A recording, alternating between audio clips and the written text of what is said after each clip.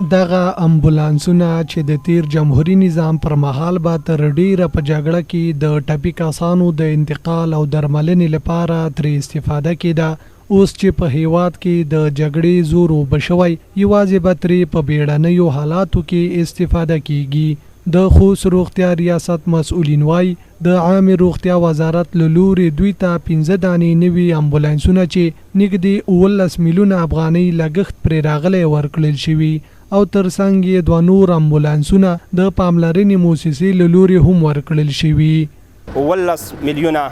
افغانۍ په کم زیات قیمت سره اخیسته د امبولانسونه ورکړل شوي دي. دا امبولانسونه داخلته د ښه وسایل برابر جوړ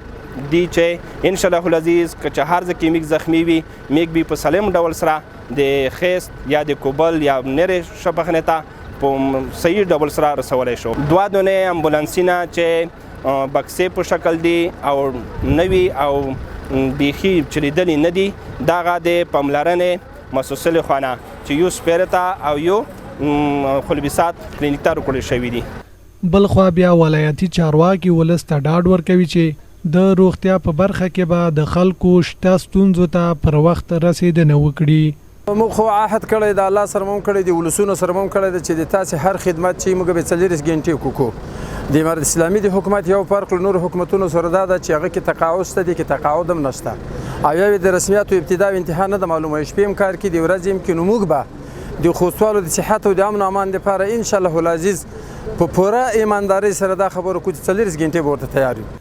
عبدالرحمن زاهد چې د خوست روغتیا برخې معاون دی وایي چې له دغو امبولانسونو به په اوس کې د بیړنیو پیښو پر وخت استفاده کیږي. نوموړی خوښ دی چې په هیواد کې د امن ټغر خپور شوی او جنگ خپله لمن ورټوله کړې ده.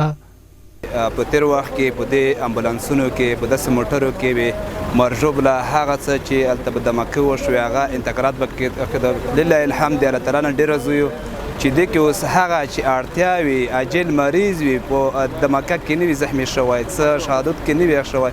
هغې وخت کې چې هغه عاجل مریض شوی هغه اوس انتقالېږي. د الله تعالی نه ډېره زوی چې پخوانی په هغه چې د کوم مشکلات چې ول دمکې چې هغه له منځه لوټ شوي چې اوسنی کې عاجل مریض دي پوره موږ دراولی چې په خدمت کې.